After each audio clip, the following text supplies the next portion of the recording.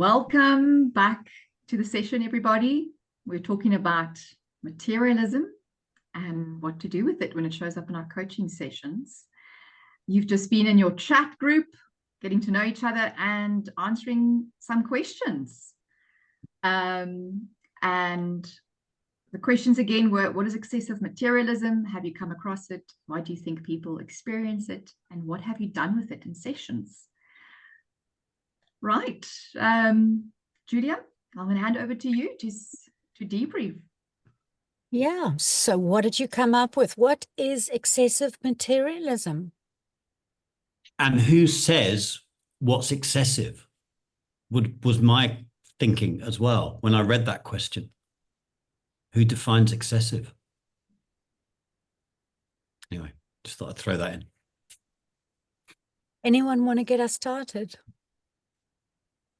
So I'm happy to jump in here, and Great. much like what Simon has just said, that was the first, conversation we had. In his judgment, what is excessive? It's very subjective in the first place, and yeah. So and the other thing that came up was that we talked about was. If the person is coming to coaching because of this, that's one thing. But if it isn't because of that, then it's the coach's agenda to work with it. So just a couple of our headlines. Nice. Good points. Good point. Respecting the client's choices. Nice. Mm-hmm. Anybody else want to come in here? Okay, I will. We had an interesting conversation with Sarah, and unfortunately we didn't get much time with Annalita. But one of the things that questions we asked was also pointing to not so much the who says, is that neither of us have experienced a client who's presented, listen, this is what I want to deal with is excessive materialism. But maybe it sits in our observation that the person tends to be or to numb in a materialistic way. And so we focused on that thing about like, what is it that the person's numbing as a question we have, but also respecting that if it wasn't brought forward as something to deal with, that it really just lives in our observation until the client presents it as something to deal with. Maybe there's room to point to the numbing if it comes out in some form of the conversation, that this is how the person's going to deal with something. But yeah, I think had an interesting conversation about living in a country like ours, named the most unequal country in the world, how the spectrum of materialism lives, and being overwhelmed by the disparities may very well lead people to this excessive materialism in itself. So yeah, those are some of the things that we had that came up in our conversation. Nice. That's very nice. So also very much within the framework of waiting for the client to ask to work on that area. And I like that idea if they're using it as numbing.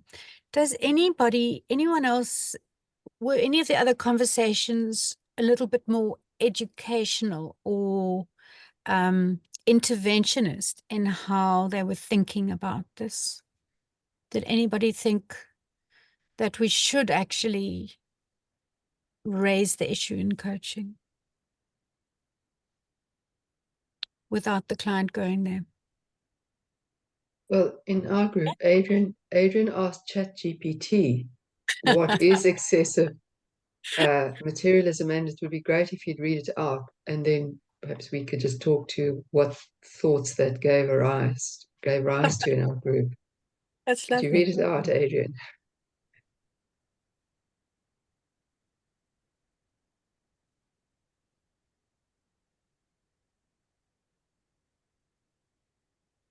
No, he can't find it. Sorry, Anyway, I was struggling to unmute myself. Okay. Thanks for putting me on the spot there.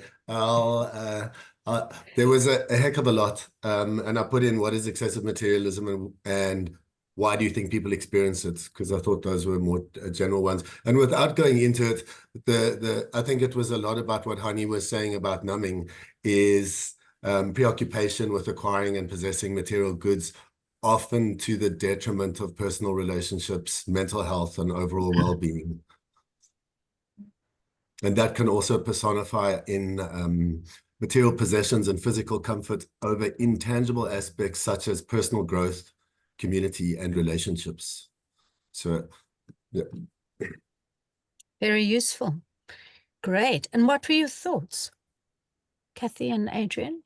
Yeah, and yeah, well, I think what came up was that if those effects like breaking down or unhealthy relationships were to manifest and to become the issue in a coaching relationship, then one would be working with that, and perhaps, and I'm extrapolating or extemporizing here, is inviting the client to inquire into what might be the underlying reasons, assumptions, beliefs, behaviors that are giving rise to the destruction or to ineffective relationships. But perhaps, Kate, you could add something a bit more intelligent than me.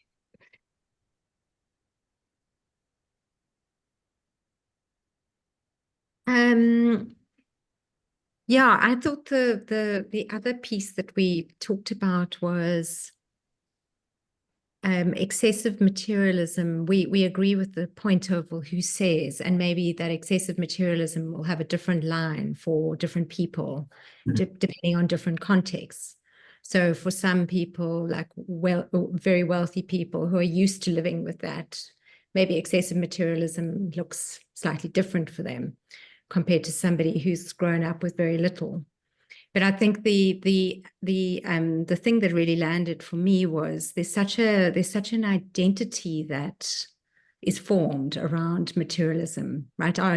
It fills out our identity, so it's really plugging holes, and I think that's where when something goes out of balance. When people become so fixated around materialism, that becomes their identity, and that's where it starts going awry. But certainly none of us in our group have worked directly with it in coaching or really had it feature. Yeah, so it's not showing up overtly at this point. Yeah. And did you have a conversation, Kate, around whether if you saw it show up in some way, would you intervene? Would you raise it? We didn't. Yeah, we didn't. But Kathy made a really interesting point, and that was, when it's showing up, like, is that a reflection of my judgment as a coach, or is that about the client? And so one has to be very careful and reflective as a coach around what you're going to intervene around, and check that it's in service of the client. Julia, I think also Kathy made an interesting point around how it's pervasive in society. And so although there's a scale and we might have a judgment on it, and whether it's our place to judge it or to address it full on could be contextual. It's actually trying to identify something that's much bigger than necessarily presenting itself in a session, because of how comparison takes place at the outset. Exactly. Good point. Thank you for that. Yeah. So lots and lots of views. Anyone else want to contribute before we move on? Are we okay, Charisse, for time?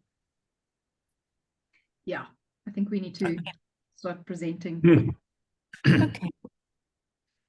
Any last comment before I talk to you about the existential perspective on this?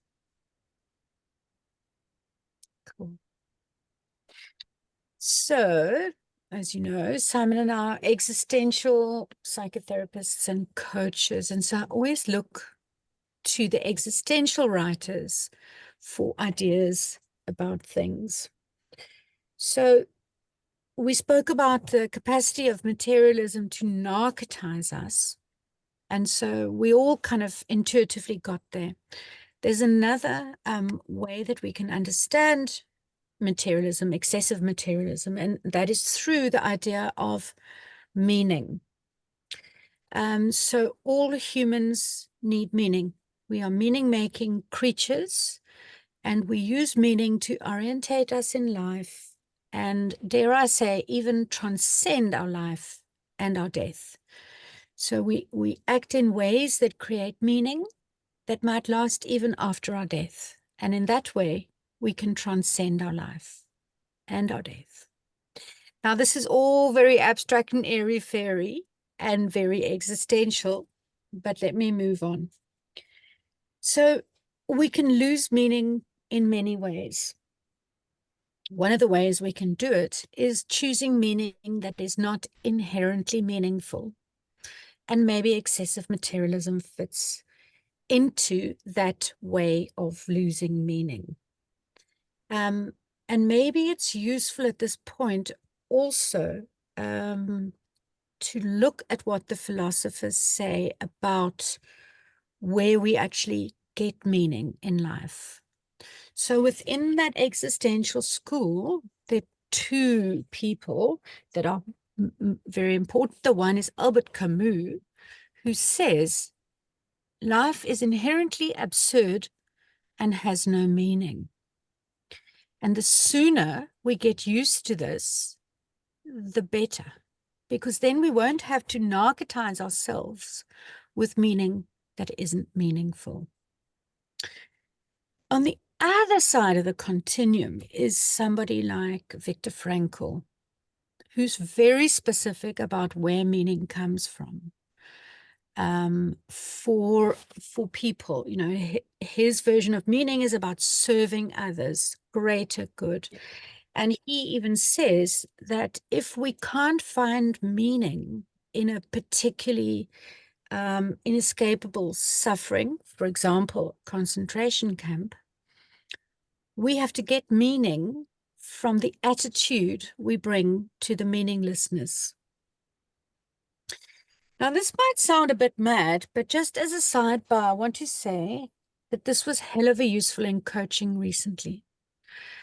I was working with a woman who had to endure a terrible form of suffering, and she was powerless to do anything about it. This is not just bullying at work, it's something far greater, and I don't want to say what it is. But this Viktor Frankl piece was so useful to help her find meaning in the attitude she brought to living with her suffering. So that's a very interesting thing. Then we get to this fantastic philosopher called Joel Voss, who is contemporary. And is a contemporary guy, comes from Middlesex University in the UK. And he did a doctorate on the relationship between the types of meaning we find meaningful and the economic system in which we live. And so I see Hani liked that point. She raised her eyebrows. Voss invented or developed this idea of capitalist life syndrome. So he was saying that under a capitalist kind of economic system, the meaning we make tends to be primarily materialistic, hedonistic, and self-orientated. So materialistic, we understand. Hedonistic is all about food, drink, sex, pain avoidance. And he even includes experiences with nature. It's like sort of bathing ourselves in the pleasure of the world. Self-orientated meaning is meaning related to achieving our goals, controlling our lives, self-mastery, all of those things that are deeply connected to coaching. So Joel says with capitalist life syndrome, we focus on materialistic, hedonistic, and self-orientated meaning. We don't focus on meaning that relates to community, conformity, and altruism. And we certainly don't generate meaning from taking responsibility for our lives. This idea of duty can be meaningful. And just to kind of cut to the chase, Joel Voss says that in the capitalist, I think it's probably neoliberal world, neoliberalism offers us this illusion that we can actually choose meaning in our life.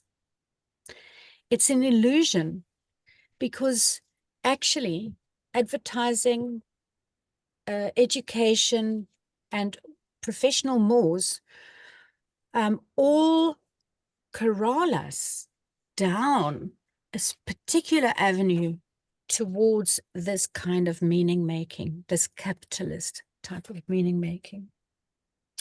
He says it's an illusion because we can't actually have a choice about what is meaningful to us. And and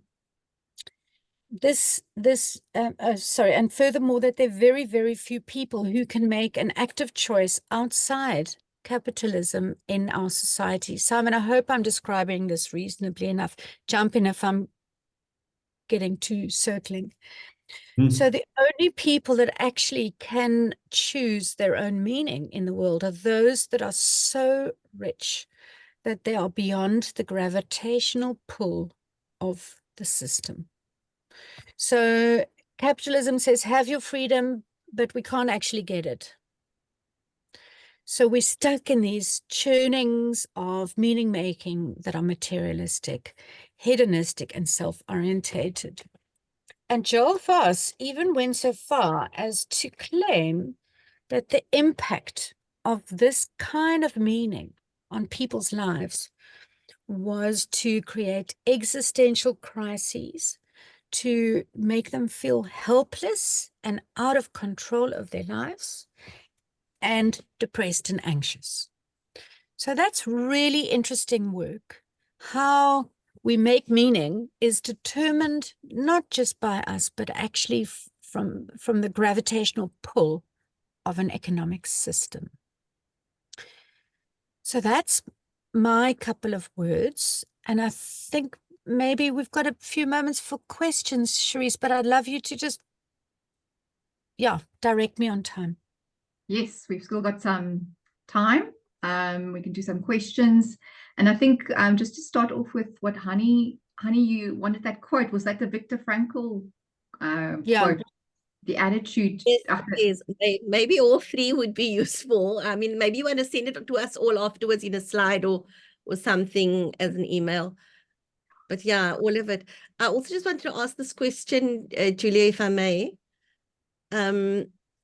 You described kind of on two ends of the, I don't know if I should call it a spectrum, if they're just two polarities. This materialist, this what you call capitalist life syndrome, which I think is, I think if we look at the state of the world, look at globally, the kind of politics that's at play is very much the pull towards this capitalist life syndrome versus what you described on the other side, a community, conformity, and altruism, and taking responsibility. And when you see those things, those values live for me almost like they sit a lot more in indigenous cultures, and I think this came up when we had the discussion on death as well, in a previous supervision. So I'm just wondering, what does Joel Voss connect those values to as an alternative system? Because I mean, it is another system. It's a whole other world. Yeah. So this also happens to be something I'm writing on, and sort of with I've combined my thoughts with Joel's, and some of the suggestions together we've come up with are, the first thing is to try and find meaning that transcends us. So it's not just about us. It has to, for it to be deeply meaningful, it has to help the world and people in some way. Then to know that meaning is not just bestowed on us when we are born. We have to actively make it. So that's a coaching problem. How do we help clients actively make meaning? And meaning that directs them towards something transcendent. Then there's something about making your own meaning. Yes, I think you've got that. Everyone must make their own meaning, but also everyone could consider being less special. So being special is the way some people make meaning out of their life. And what is so interesting about spiritual growth is that individuality always leads to commonality. And so despite the idea that we need to create our own meaning, it's only through this that we can get to common meaning, meaning that is truly transcendent. And then we've got to have meaning in the right places. So we can't just have meaning at work, because then we've got a donut life. We go to work and we come back and it's empty. So that's another area that you could consider working with clients on, how to fill the center of the donut with jam. And lastly, there's something around getting comfortable with absurdity and no meaning. So to help clients stop trying to weave a narrative, stop trying to pick it together, and just let some of these things be, and let them just be absurd and have no meaning. So those are some ways to work around and trying to build meaning outside capitalist life syndrome. There's quite a lot there. Sharon. And yeah, hi. Thank you. I want to say at the outset that I know very little about existential philosophy, and I only know quite a bit about life. So I want to preface what I'm going to say now with that. But a couple of things come up for me in the context of coaching, and one is the narrative of the client is going to give me a clear indicator of the stage at which they are at. And a lot of what you were talking about, Foss, I think his name is, implies for me that everyone's at the same stage. But this is just a general, this is how people are. Okay, and yeah, I probably disagree with that. But the other thing that you said, and could have been I think it's Man's Search for Meaning. It comes to what John Kabat-Zinn talks about, and that is, how can you be in right relationship with life? Because that's where you will find meaning. How can I be in right relationship with the suffering that life will bring? Yeah, and I guess the last thing that came up for me when you were talking about what seems like a broad brush is that in the context of our country and the massive chasm between the haves and the have-nots, you know, we all know that go back to Maslow's hierarchy. You can't do well if you're not doing good. And so if you're down in the bottom of the hierarchy, meaning will take a lot longer for one to find that. So those were just some of the things that came up for me. I'm not rushing to go and look at, I mean, I do know, I don't know Viktor Frankl's work, but yeah. So that was just some of my thinking in the coaching context. That's beautiful. Thank you, Sharon. I really like your point about everyone has their own relationship with capitalist systems and life syndromes, different levels, different development. What is interesting about the existential view is you can be poor and have meaning. So that levels of needs doesn't always apply in the existential paradigm. But I mean, this is what we have to work with, these multiple perspectives on things. And I love the connection with John Kabat-Zinn. Thank you. Cool. Last one, Adrian. Hi. Thanks, Julia. Just on what Sharon was saying as well, I was just so aware in terms of how technology is growing, that one of the biggest things that we need to deal with in life is change, and how fast change is coming on. And the curve is, so as a result, when we are looking for meaning, it's when we're working with coaching clients, for instance, it's not only about finding meaning, but it's this ongoing, fast-paced, organic process of continually adapting the meaning. And Julia, just on what you were talking about, the individualism versus leading to common meaning, I'm fascinated by that. And, how do you deal with conflicts in that? There must be a whole lot of other situations that arise as well. So 2 points. Thanks. Oh, nice. Yeah, technology is a thing. And we have to ask ourselves, who are we in all the change? And I could say a lot of things about that, because technology is altering relationships, which also impact on meaning. But that's another whole conversation. In terms of the relationship between being special and being universal, that for me is something I find fascinating. And it's the same kind of flow of immanence and transcendence, embodied or spiritual. It's these polarities. And I was very lucky to go to the Enneagram conference, and there was quite a lot of interesting stuff around you mustn't be one or the other, but it's not a problem to be solved, but a problem to be balanced. And so it's about how much specialness am I, and how much universal am I, how much embodied, how much transcendent. And there's enough written about this particular subject, Adrian, to keep you going for the next 10 lives, for your next 10 lives at least. Every indigenous culture's got a version of it. It's beautiful work. Thank you for that.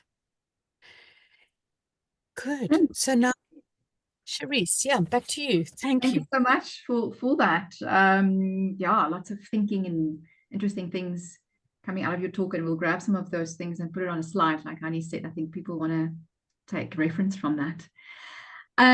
Great. I think Simon is up next to take us further down this conversation. And yeah, Simon, you're up.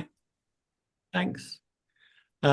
So my perspective on this comes from 2 really painful years of my life, possibly the 2 most painful years of researching this and then writing it up as part of an existential doctorate. But coming into today, I thought, let me go and have a look at the world of coaching and materialism, and coaching and working with clients who may have a bit of a challenge with shopping. And there's not much out there, actually. And the stuff that I did find was really interesting, because it was more about, and it kind of got me thinking about this idea of freedom as well. And exactly as you were saying, Julia, around this illusion of freedom, because I found a couple of coaches that were supporting people to #find their freedom. And the way they were supporting people to do that was to enable them to either earn more money or budget better so they could continue to buy exactly what they wanted. So there was no suggestion of the shopping actually being a problem. actually, a lot of the coaching that's out there that talks about shopping supports people to continue the shopping, but to do it in a more budgeted way. So I thought that was quite interesting. Tiny bit of background around why I did this research. I think, and we've talked about it already, it's a massive and global phenomenon. It's having mental health impacts everywhere, financially, socially, psychologically. There was a real gap in terms of the theory and the practice around working in therapy. And I must just contextualize this and say I'm talking about this from a therapeutic perspective, but actually I think and I hope that there are quite a lot of dynamics that can be mirrored in the coaching process. But there's a real dearth of theory and practice around working with clients who have a tricky relationship to shopping, let's say. And then there was some stuff that I won't go into here, but much of my 20s and some of my 30s, I had quite an interesting and driven relationship with brands and shopping. So I had quite an area of self-interest in this work as well. And so what I did, I wanted to try and understand how therapists work with people with shopping addiction. And so I went and interviewed a bunch of therapists, existential therapists, 10 of them actually, on how they had worked with it. And then what I wanted to do was map the social process that happens in the one-on-one interaction, in the one-on-one relationship. In terms of the literature, very quickly, there was a lot about why people become addicted to shopping. And these are very definite terms, and we can argue the toss around how we use addiction, how we use compulsion and all of that. But I'm going to use shopping addiction for the purposes of this conversation. So there's a lot out there about why people become addicted in terms of relationship to self, attachment patterns, from an existential perspective. And Kate, you mentioned around the notion of a void, of nothingness, a crisis of meaning making. All of these kind of point to why people develop this penchant for shopping. But there was very little out there, excuse me, about what to do about it. So then the idea behind the research then was to go and ask therapists, well, how do you work with it? And what do we do about it as practitioners when we come across it? And so the idea was to map what happens in therapy.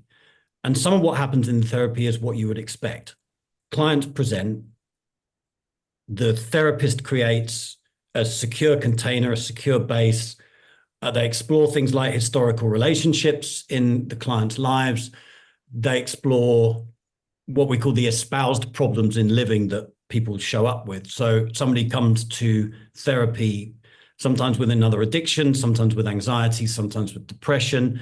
And so that would be the phenomenon that would be explored in the therapy. And this is the really interesting bit. And if there's one thing that you leave here with today from this piece, I would love it to be this. No one ever came for shopping. And one or two of you alluded to that point earlier. It's never a reason that takes people into therapy / coaching. It certainly wasn't in my research. So it remained hidden. And I loved the debate earlier around, do we name it, do we not name it? Because the therapists, at least most of them in my study, they were all existential of nature, and you get the kind of more directive and the more non-directive existential therapists, and they were pretty directive. So it was uncovered, it was noticed, sometimes in conversation, sometimes because the therapist Zoom call and happened to notice that the furniture kept changing every couple of months, and that there was new art on the wall, and that the dress code was being upgraded every couple of weeks. So it was noticed. And the thing about the existential lot is that more often than not, they would comment on it. They would name it as a phenomenon that could be explored. So the multiple bags are coming into the therapy session, they're being dumped down. And that would potentially be something to explore because it was a phenomenon in the room. So nobody came for the shopping. It got uncovered almost by accident. And then it's kind of game on as far as the existentialists are concerned, because they go, okay, now there's a phenomenon in the room that we can explore phenomenologically. So the process would then go into a phenomenological exploration of the client's relationship to the shopping through a process of self-understanding. So what is your relationship to goods, to objects? What does that mean to about your connection to yourself? And what came out of all of the clients that these participants worked with is that there was quite a fundamental loss of connection to self in the clients' lives, as well as a loss of connection to others. So typically the social world or the social sphere of the client was very small and had become narrower and narrower. And then what the process also uncovered was that there was then, in order to move kind of out of the grips of the relationship to shopping and the addiction, there were kind of two pathways out of that. And that is, of course, the antidote to loss of self and loss of others is reconnection to self and reconnection to others. Julia, your ears will be twitching at this point because you would recognize those two things as aspects of stuckness, which of course addiction often is. We get stuck in an addictive cycle. And so the moving out of the relationship to shopping was about connection to self, self-care, identification of own needs, working with identity, being toward oneself, if you want to say it like that. And then a broadening out of the client's social world. So moving from objects to relationships in effect, more connections, more relationships, nurturing more networks out there in the world. So I suppose the kind of major novel findings of the research, and maybe this gives us some indicators as to how we might work with it or how we might stay alive to this as a phenomenon, if we want to. And I'd suggest it would be quite useful to, given its prevalence and given the problems that it's causing in humans. The major novel finding was around the shopping staying hidden. And there are kind of two schools of thought around that. The first is that shopping is arguably one of the more acceptable addictions that we have. In fact, it's not only acceptable, sometimes it's lauded and sometimes it's praised and sometimes it's boasted about. You know, it's what they call the smiled upon addiction. It's the, oh yeah, I'm such a retail junkie. I just, you know, oh, I'm such a shopping addict. That's actually really acceptable in terms of dinner party conversation more than I'm a complete alcoholic or I'm a heroin user. We accept it, and we accept it because it's part of our societal makeup. It's absolutely inculcated into our system. In fact, it has to be, because if we're not buying, then the system falls over. To some of Julia's points around capitalist life syndrome.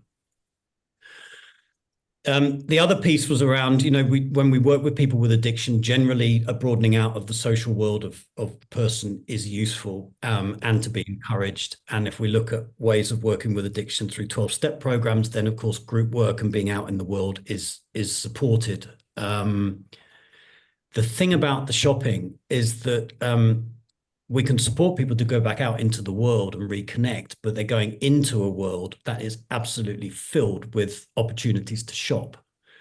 So the pathway out is a little bit more dangerous here in some sense, because we can avoid the bar and we can avoid the crack den, but we can't necessarily avoid the shop because they're absolutely everywhere.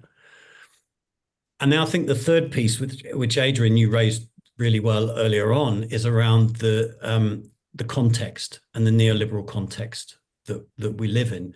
And the fact that in the research, it never ever came out that the therapist had worked with the context as a kind of an explanation for, in part, why this person had become so closely related to shopping. And I think we've got to watch this as practitioners in general, where the problem gets located in the individual and the context is ignored as a huge force. And I think for shopping, context is a massive force in terms of what sets it up and what makes it such an addiction. When we think about, what was it, between 4,000 and 10,000 adverts a day is what the average American is seeing at the moment. So when we consider the force of the system that we are living in every day, And then we consider that as practitioners, we might have the opportunity to see people, if you're really lucky as a therapist, once a week. In coaching, maybe twice a month.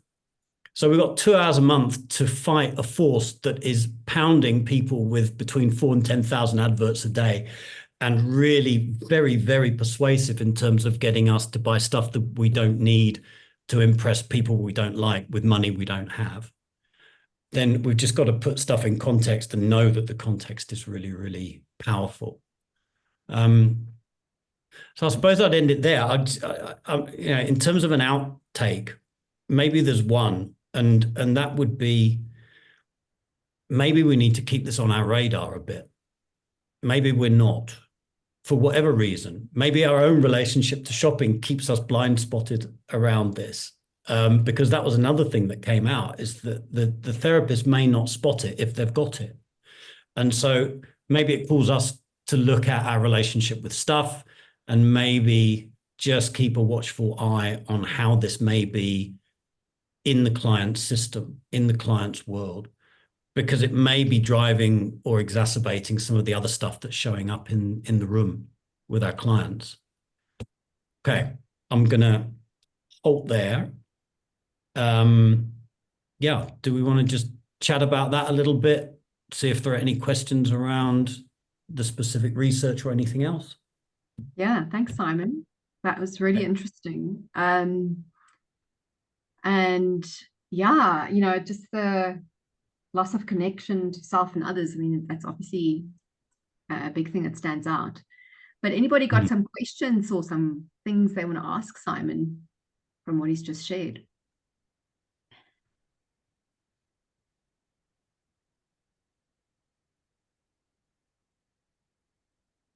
I think what came up. Okay, sorry, go Sarah. What came up for me while Simon was talking and thinking through some of the other comments was how much it ties into our identity within our community, and how blind we can be to that.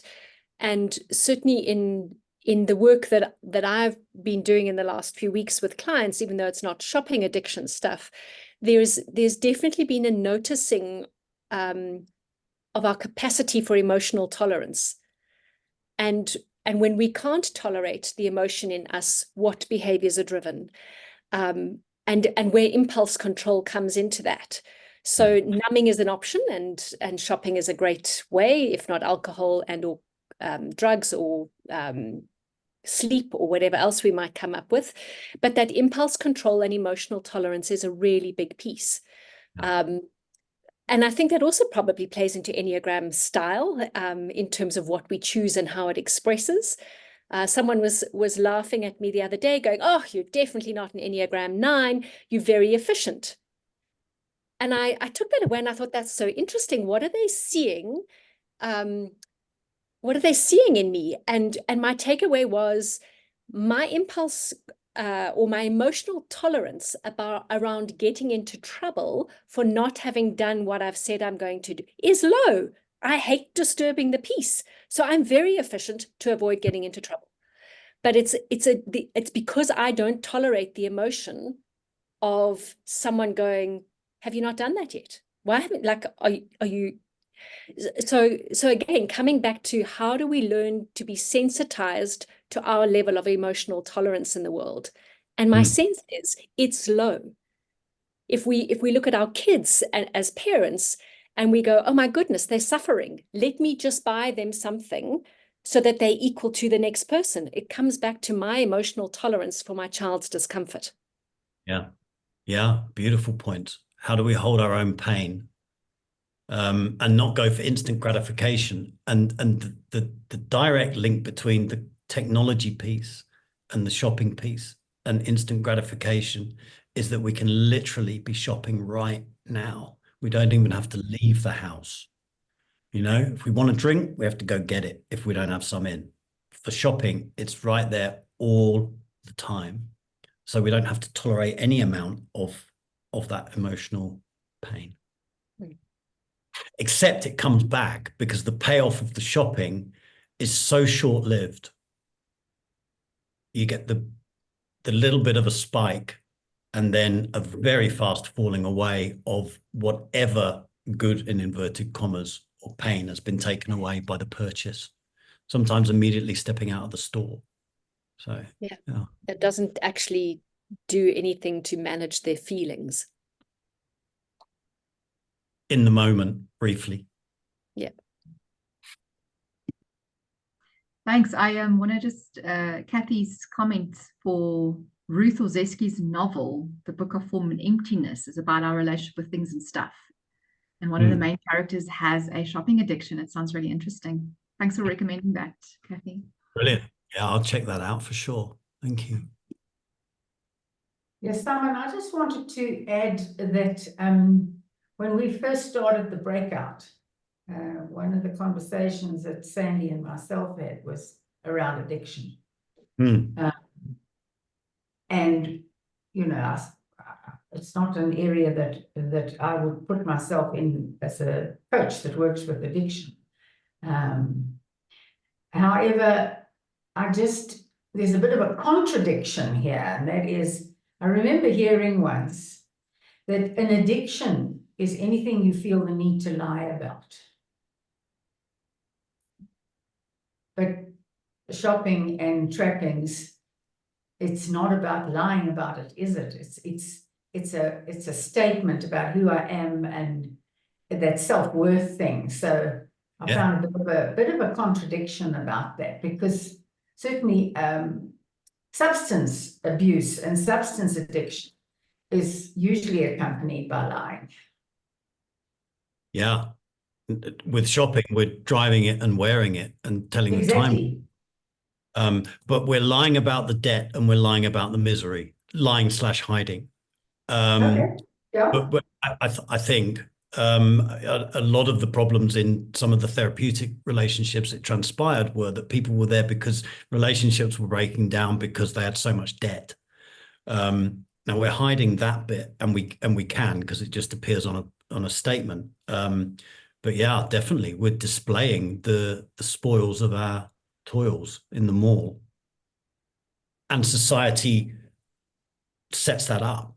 Yeah, exactly. It encourages it. Yeah. Lovely. Thanks, Sharon. If I can just comment on that, because I think, Simon, the point that really strikes me about the shopping addiction, and I think I mentioned this to you a while back as well, was I see it similar to workaholism, where they too glorified addictions in our society. And so people don't bring the same shame to them that we do to other addictions that people would lie and hide the habit.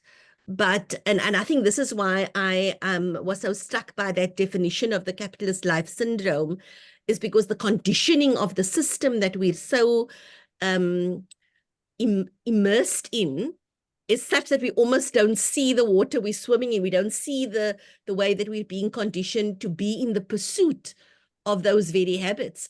And I think the workaholism one is probably something that I recognize more in my coaching practice, where people don't take the leave that's due to them. They just so immersed in what seems to be almost an obsession with the targets they must drive, the leadership they must display, the modeling they need to do as perfect, minions of the brand that they employed by.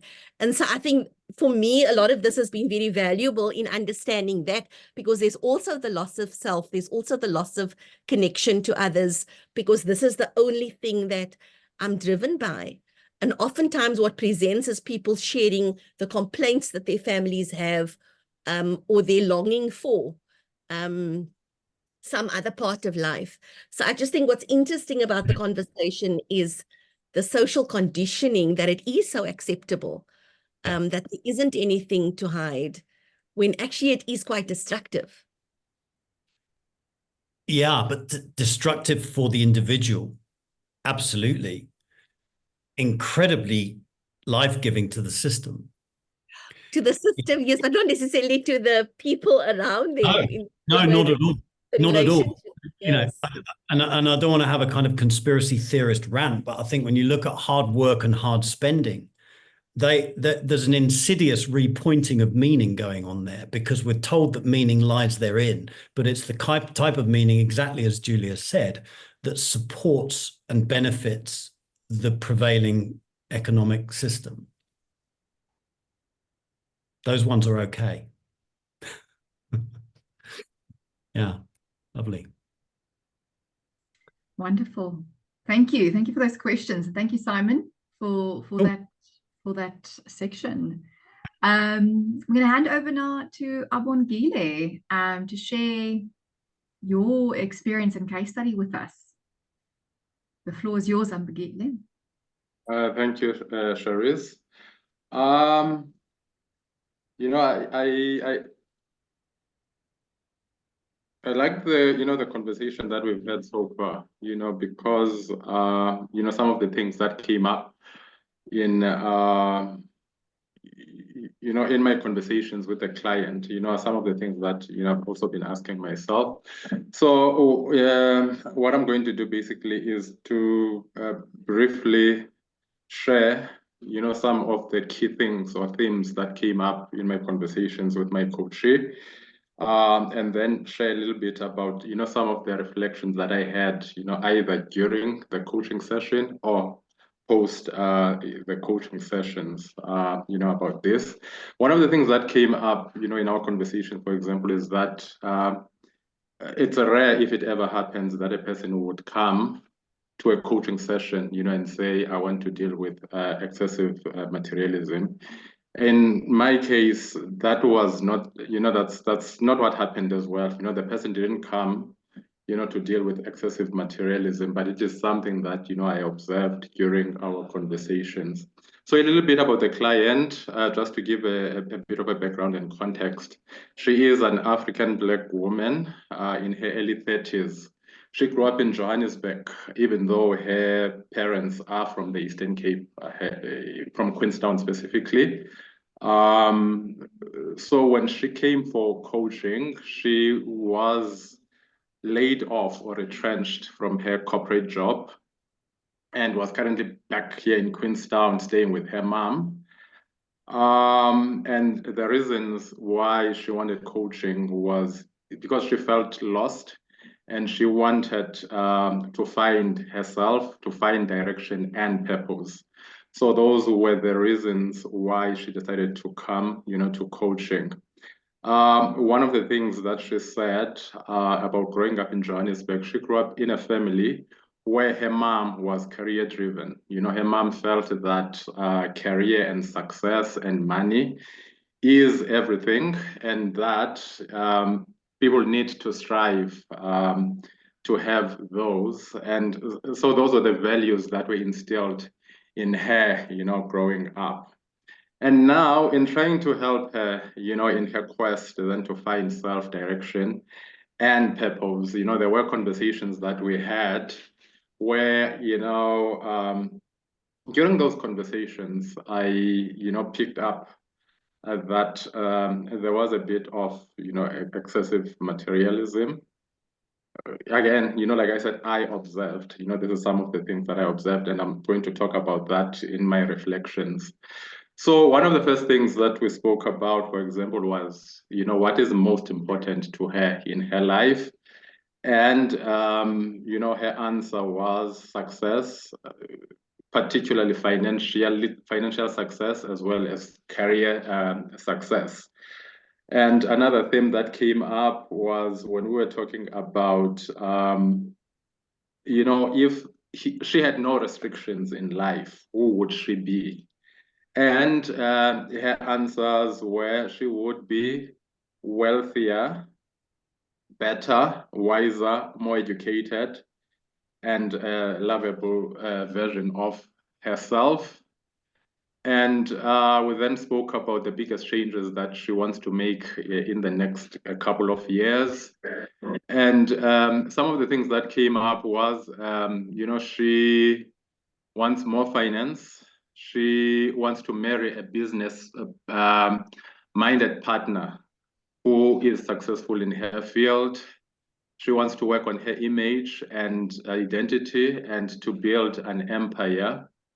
And then we spoke about what motivates her. And, you know, she said fear of being forgotten, fear of being homeless and hungry. And then we spoke about, you know, the key stressors. What are some of the key stressors? And she said not having money, you know, for her is numbing. And then we explored what success means to her, you know, which some of the things that came up was, you know, it's having money, status, education, and adoration.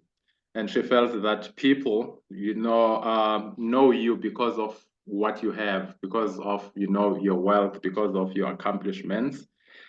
And there was then an issue of working hard in order to achieve this wealth, in order to achieve this success, which is linked to health, to wealth.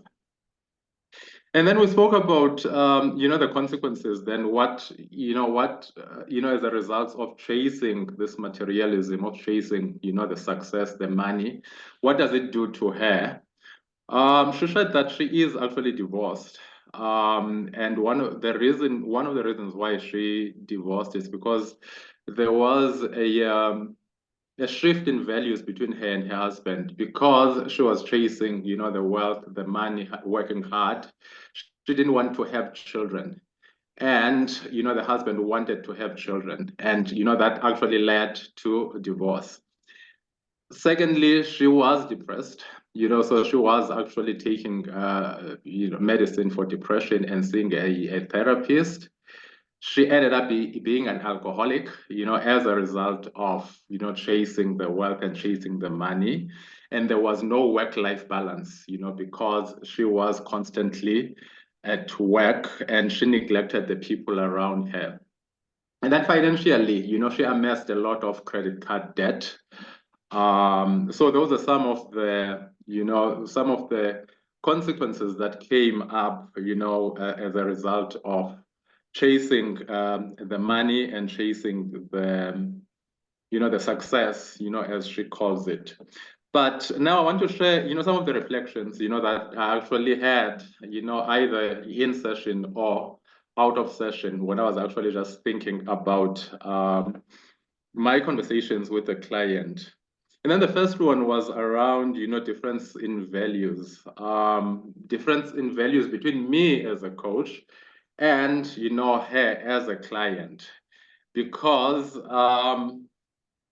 know, I was actually just thinking, how do I, you know, a balance between the agenda of the coachee, you know, and my own values, and not imposing my values, you know, on her. Because I was worried about that I didn't want to drive the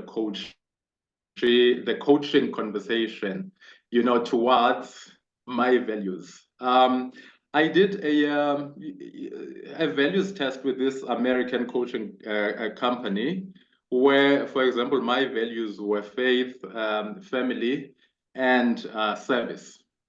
And in the list of values there, you know, there was wealth, there was success. And, you know, my reflection was that the fact that, you know, I have my values does not mean that the values of the coach are not valid. So in my mind as a coach, I was like, how do I then not impose my values, you know, of service, you know, and person is a Black African woman. And that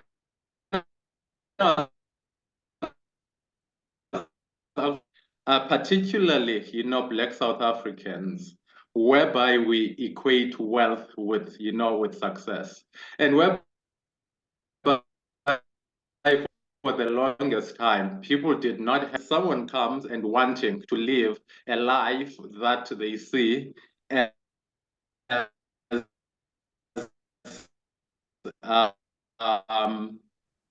Is that just me, or is everyone It's breaking up. cool? Thanks. Carry on. Can you hear me now? I think maybe No, it's okay. still breaking. So it is. I think it's probably my internet connection this side. So it's better now. Carry on. It's better now. Oh, okay. So and then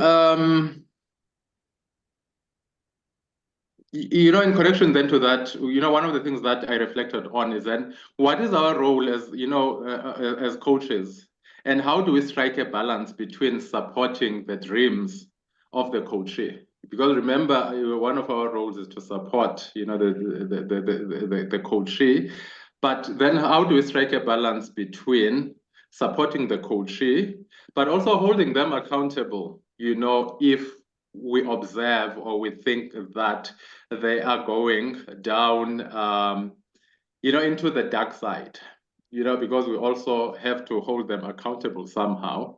So how do we strike a balance between the two? Or is it even our agenda, or is it even our role to hold them accountable, you know, for that? But looking into the fact that this, you know, a coaching is a relationship, you know, between the coach and the coachee. Then the last thing, remember I said that this person, you know, came to coaching retrenched, not having money. So now in my mind, I was asking, you know, what then is the impact of the state where she is currently in at the moment, you know, in how she views money, you know, in how she views success. So those were some of the reflections, you know, that you know, I had that maybe I thought I should, you know, put out there that maybe could help the conversation. That's it from my side for now. Thank you. Thank you, Abongile. Thank you for sharing about your client's case study and your insights.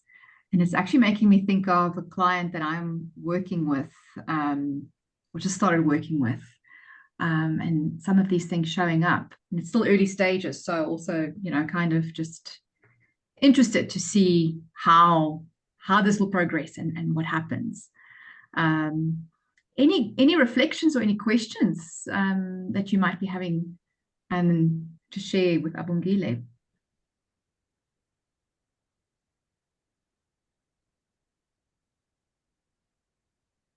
Yeah, I think as both Julia and Simon were saying, you know, what is our agenda as therapist or coach?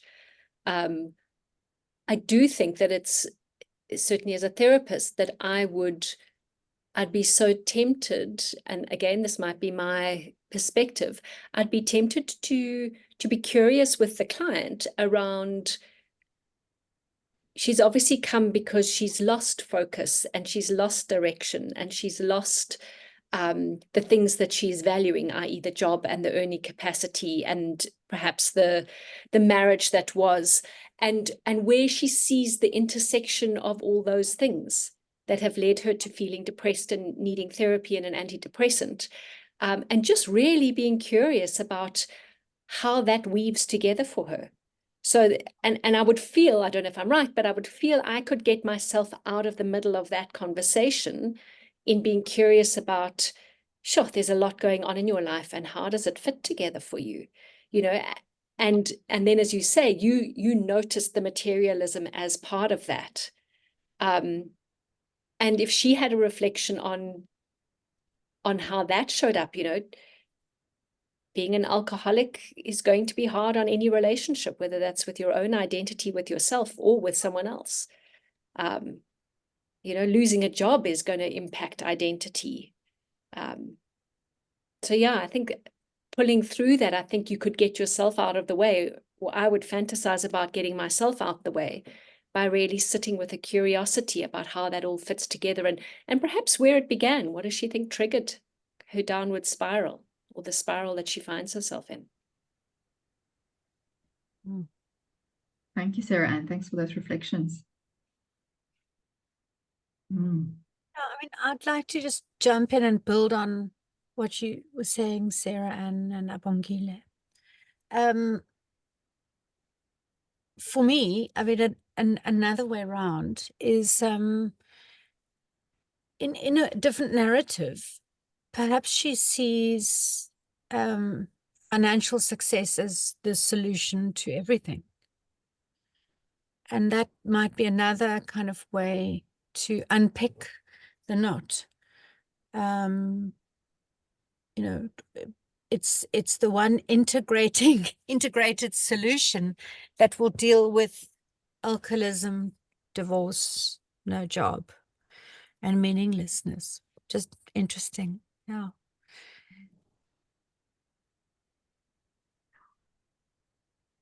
Hmm. I'm curious about the directional versus non-directional, naming it, not naming it, respecting the client, and yet sitting there with a kind of with compassionate curiosity, of course, but thinking that we might have spotted something that could be useful to bring in, and the extent to which we do or we don't, because I'm not, and we'll all be different, I suspect, and there have been various takes on that in this last kind of hour and a half. And maybe that's another conversation for another day about what we bring in and what we don't in general. But it's really got me thinking. There's such a range of perspectives on that. And whether it's useful just to go, so okay, shopping shows up, what do we do? Do you go in? Do you not? Abongile, did you, so you observed it. Did you name it? Not explicitly, I didn't name it, explicitly, but I think with the kinds of questions that I asked, to explore, I think it was a question of me trying to awaken something in her, because when I actually saw it, then I think that the direction of questioning went towards me wanting her to see it. And to see where it is taking her. And now one of the things that I'm actually reflecting on then is, going back to what I said about values, because I think my line of questioning came from my own values, but it also came from seeing what it does to her. But this is not the reason why she came into coaching. So I'm actually asking myself, did I have to? So I think naming does not have to be explicit. I think we can name things, by the way we ask questions, which is where now our values come in, into the coaching conversation. And I would also just say to that, Abongile and Simon, and if I put my ICF hat on, that ICF encourages us to name something with no attachment. Mm. And I think that's is the one key. And then what Abongile said is, am I naming it from my agenda, or does it in some way align with why we're sitting here together in the first place? And is there even that naming the connection or the potential connection, and not being attached to whether it gets picked up or not, because it may well be picked up post the session in the reflection process. Doesn't have to be, oh my goodness me, in the session that this thing, I realize it. There's that. And the other piece is, it takes courage to name it. And so the maturity of the coach is critically important as well, as to what can the coach actually name, because it's risky. Yeah.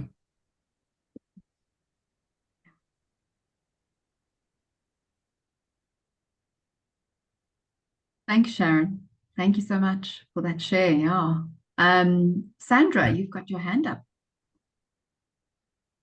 I suppose it's a more general question, but when should we as coaches be getting involved in addictions? Because I have a family member who has an addiction, and it's very complicated because of there's so many levels of denial that attaches or comes into addiction. So, sort of my own thought process has always been that we shouldn't be coaching addiction. It's such a specialized, unless maybe I'm not sure if there are, certain coaches like Abongile who are addiction coaches, but I certainly, from my own experience, if I suspected an addiction, I would rather refer a person out to a psychologist. But maybe that's just my perception or misperception. So I was just interested to hear from the more experienced coaches what their views were in that regard. And Simon, certainly you've been, studying this, so just interested. And obviously yours is in the specific context of shopping, which is a materialistic, in the context of materialism. But just interested to hear from you how you see that, how you see when a coach should be coaching an addiction or referring it out. I think it's a very specialized area that should be handled with extreme care and training. But then the referral piece gets interesting, doesn't it? Because then, what is it? You think you've spotted there might be an addiction. Then how do you go about the referral process? You got to check it, maybe, or you just steer well clear of it. But you can't refer unless it's been named. Otherwise, you're going, I want to send you off to this other person to have a chat. Well, why? It's fraught. It's absolutely fraught. But it's a particular specialist area for sure, not to be tackled by the faint-hearted or the ill-prepared. Yeah, I'd love to throw in here as well. And I think the one thing that is of great interest to me is the different coaching styles and how they do or don't overlap with therapy, and how easy it is to decide whether you're doing coaching or therapy.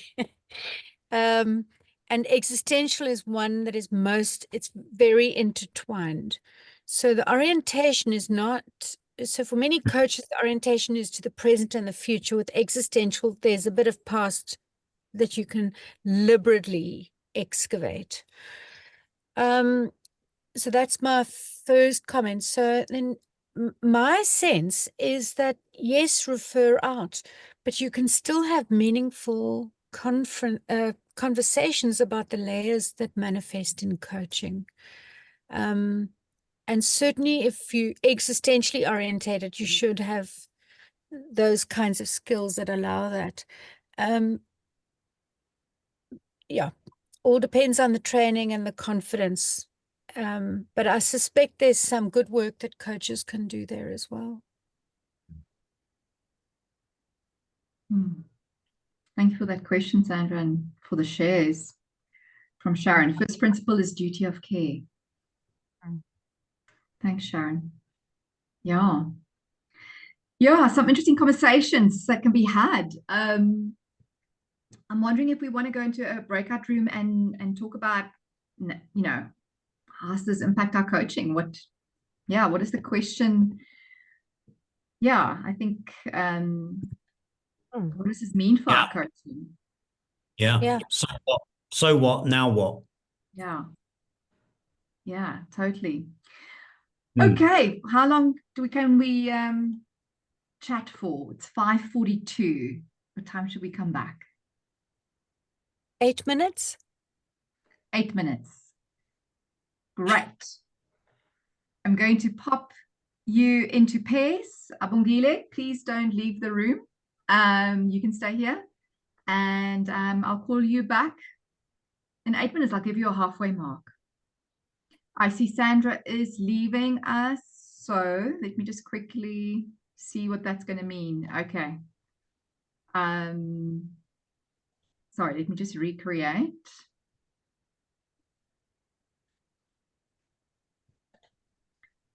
Okay.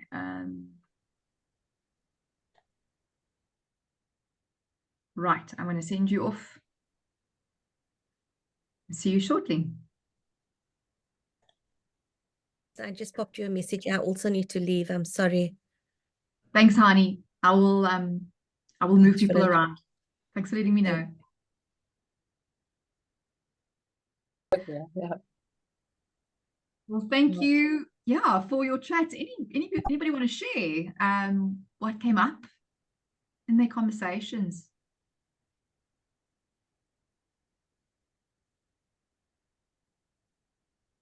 Any thoughts or insights?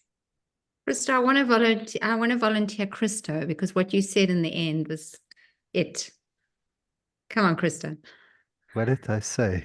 It's like Help people mic- help our clients find something meaningful beyond this. So help them try and see some of the patterns and Yeah, find it's- something meaningful yeah. beyond. Yeah, I'm wary of this word helping, but Yes. but I think there is something, it's a whole conversation around meaning. That well, it's not just the stuff that's meaningful. There's maybe something else that's already meaningful. And if that's also already meaningful, maybe there's even some other stuff that's also meaningful. And maybe in this way we can walk the slow road towards acceptance of the absurdity. Eventually. Yeah.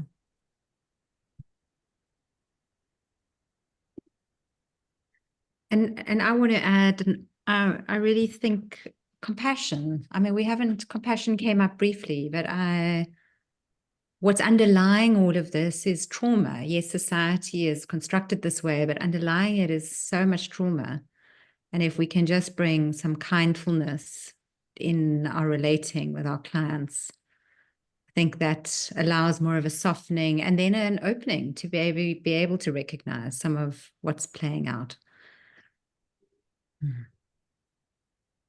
So Abongile, it was so beautiful to hear your story of how you've been working with your client. And as you told the story, overriding response was compassion for like so many challenges, and for the underlying trauma that sits so deeply in our context, in this country. Yeah.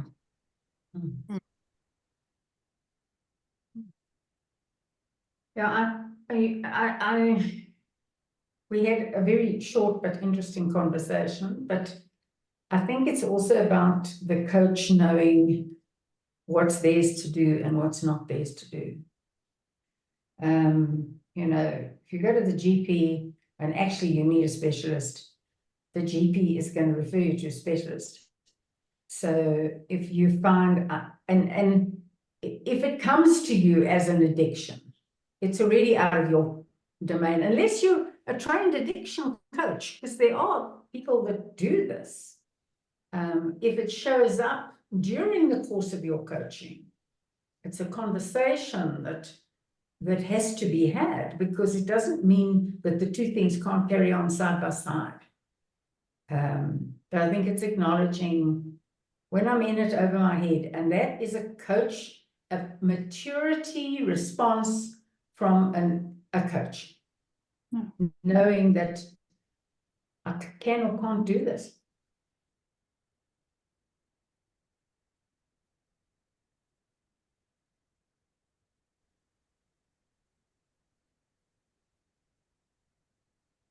Thanks, Sharon. Yeah, any other final thoughts?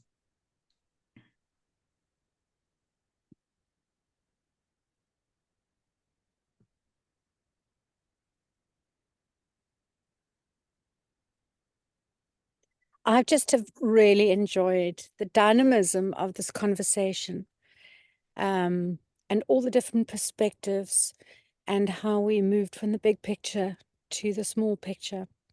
One of the strangest things about supervision is that so many people register, fewer people arrive, but so many people watch this video. And, it would be lovely to hear from them too about how they experience this and how they want to think about and work with this. So thank you all so much for coming. because you've added your voices and information to the conversation, and we're all going to benefit from it. Simon and Abongile, would you like to say a couple of farewell words? It was a lovely experience, much lovelier than my Viva, to come and share some of this stuff with you today. You were much friendlier than that lot. And I think that this area is only growing and becoming more important, whether we go in for it explicitly or hold it implicitly in our minds as we engage. It's a vital part of today's context. And it's going to be walking in every coaching session all the time. So it was lovely to be able to just come and chat about that with some peers. So thank you. I would like to thank everyone as well. I've actually learned a lot. From your insights, the conversation was actually quite enriching. I've not been in coaching for very long. So for me, every opportunity is a learning opportunity. So I would like to thank everyone, and thanks. Thanks so much, Abongile. Thanks, Simon. Thanks, Julia. Thanks, everybody, for your shares and insights. Always enriching, and walk away with a lot more after these sessions because all of you are here. So wishing you a fantastic evening. I think most of us are in the evening. If you are not, enjoy your day. And we'll see you again for our next session, which is on the 9th of July. We're doing harmonics, Hornevians, and object relations with Lucille. So we'll see you soon. Have a good evening. Take care, everybody. Thank you. Bye. Bye. Bye-bye.